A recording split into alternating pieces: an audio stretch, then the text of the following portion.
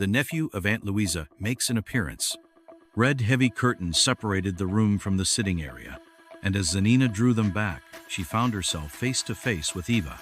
Eva appeared anxious, seemingly indifferent to her sister's presence. Opposite her stood a young man speaking to her in a serious tone. At that moment, Zanina interrupted them and called out to her sister. "Eva, I've been looking for you for ages. Why didn't you let me know that?" Eva lowered her head and began to cry.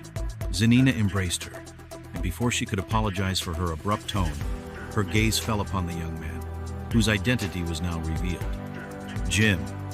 Now I understand why Eva is so upset. James, Aunt Louisa's nephew, turned out to be Jim, one of the men involved in the abduction of their father, acting under orders from the British Army. "Jim, tell me you're not Aunt Louisa's nephew." "I'm sorry, Zanina," Jim said, lowering his voice. "I have already humbly apologized to Eva. I was explaining to her that I had no idea Sarah was your mother. I did everything in my power to save your father. I understand the pain you're both feeling, but I was merely following orders." "Orders? You carried out an order that tore apart a family struggling to stay united despite the absence of our mother? The wounds you and your fellow soldiers inflicted cannot be healed, and your explanations only make things worse. Eva, it's time to leave. The air in here has become suffocating." "Zanina, listen to him. Erica had planned to kill father, and James is the only one capable of putting her and Joshua behind bars. Ava, Derek is dead, while Joshua and Erica are free, waiting for another chance to destroy us. Don't make the same mistake I did with Derek. Don't trust one of our enemies." "Zanina, Ava, please show some reason and compassion," James pleaded. "I promise you, we will find your father. As for Erica and Joshua, I suggest you forget them. Their fate is now in the hands of the British Army. Our father." Zanina cut Eva off before she could reveal that their father was safe in their home. "Eva, let's go say goodbye to Aunt Louisa. It's time for us to leave. As for Jim, or James, or whatever he wants us to call him, has one last obligation: to escort us home. We will owe him nothing until our father is found. As for the rest of the criminals, we no longer care. We trust in divine justice." "I would be happy to accompany you home," James said, and they all agreed to find Aunt Louisa to bid her farewell. They found her among her guests, sipping wine and discussing politics with a smile. When James informed his aunt that the ladies wished to leave, she was taken aback by their sudden decision and protested. "Josephine, Ava, you're not staying for dinner?" "No, Aunt Louisa, we must leave," Eva replied. "We just remembered something urgent that needs to be done at home, and your father insisted you return home early, didn't he?" Aunt Louisa huffed. "Very well, will you at least come for tea tomorrow?" She asked this with frustration, but only Ava seemed to acknowledge her, nodding in agreement. After bidding their aunt farewell, the young women stepped outside and climbed into James's carriage. During the ride, Zanina remained silent while Eva attempted to converse with James about other matters. They soon arrived home, where Eva thanked and bid James good night. Zanina, however, hastily stepped out of the carriage and walked away without a word. "I hope you'll visit us again," James called after them, receiving only a warm smile from Eva in response. When he was sure they had entered the house safely, he departed. Sarah was surprised to see her daughters return so early and immediately asked what had happened. Eva explained the source of their distress, while Zanina retreated to her room, breaking down in tears. As Sarah spoke with Eva, she realized that Zanina's reaction had been excessive. She knew James well and was certain he would never willingly cause harm unless forced to do so. Wanting to mend things, she urged Eva to visit James the next day and tell him the truth about their father. Eva agreed, but when she went to inform Zanina, her sister cut her off. "James has no right to know anything, nor to endanger our father's future."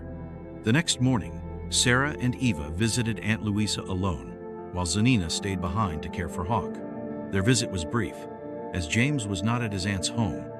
Later, when they reunited with Zanina, they mentioned that Aunt Louisa had asked about her, curious about how she spent her time and whether she intended to pursue a university education. Instead of being reassured by her aunt's concern, Zanina was infuriated. "University? Aunt Louisa must be living in her own world. She ignores the fact that we might not be in the best financial situation right now, and has the audacity to ask such questions. She knows all too well how to manipulate people's emotions and manipulate the pain of innocent girls. Sarah was taken aback by Zanina's sudden outburst and reassured her that during their visit, they had not spoken a word about their father to anyone. Relieved, Zanina hugged her mother. "I'm sorry, Mother. My behavior was unreasonable. I'm just worried about Father's future, and it's making me tense." Eva, not taking the matter too seriously, changed the subject. "Aunt Louisa plans to visit us this afternoon, but she won't be coming alone. A gentleman around 40 years old wants to meet you." "Why would Aunt Louisa want me to meet this man? And why would he want to meet me?" "Obviously, for marriage." "I have no interest in such arrangements," Zanina stated firmly, making it clear that she would not bend to anyone's wishes. Eva couldn't help but laugh, but was puzzled by their mother's involvement. "Mother, how could you agree to something like this? This man is far too old for me."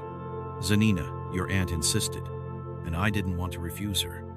Zanina sighed heavily. Her only concern was her father, not an afternoon visit from a man with marital intentions. And with that in mind, she shared her thoughts with Sarah and Eva. "Aunt Louisa must not find out that Father is in the house, because she will tell James, and all our efforts will be in vain." "Don't worry. I don't think she cares about Father. And besides, I have everything under control. If she asks me anything about him, I'll have to say that he's away on a nearby island," Sarah confirmed. "I'm worried about Aunt Louisa's sudden visits, though. We can't hide Father forever. I just hope that today's visit happens while he's asleep," Zanina wished. But she had a feeling that the secret would be revealed sooner or later. Their conversation came to an end, as they needed to prepare the meal. Until then, Hawk remained locked in his room, giving the young ladies a chance to step outside into the garden. However, they didn't stay as long as they would have liked, because as soon as the meal was ready, Sarah called them back inside to eat.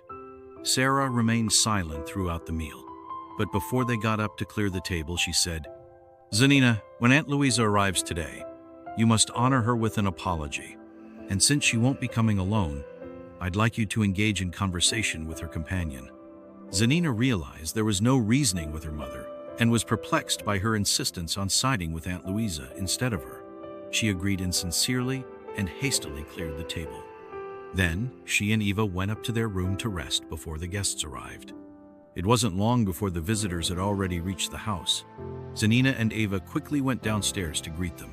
When Aunt Louisa and her companion entered, Zanina immediately noticed that the gentleman was not 40 years old, as she had assumed, but closer to 50. She was offended at the mere thought that he intended to propose marriage. Everyone sat in the drawing room except for Sarah, who was preparing the tea. Eva and Zanina watched the gentleman in silence, feeling uncomfortable. Suddenly, Zanina felt dizzy when she realized that the man wouldn't stop staring at her. She forced herself to wait until her mother served the tea. As soon as Sarah appeared, she stood up, grabbed a cup from the tray, picked up the teapot, hastily poured herself some tea, and took a sip of the scalding liquid. Her patience had run out, and her dizziness was quickly turning into nausea. She couldn't bear it any longer. "Excuse me, but I must leave," she said abruptly. She walked toward the front door, keeping her gaze fixed on the floor, and began searching for her shawl. She found it quickly, put it on, and just as she was about to open the door, Sarah, enraged, asked, "Zanina, I am very disappointed in you. Your rudeness knows no bounds. Where are your manners?" Zanina didn't reply. She simply opened the door and slammed it shut behind her. But as she mounted her horse and rode away as far as she could, she felt nothing but relief.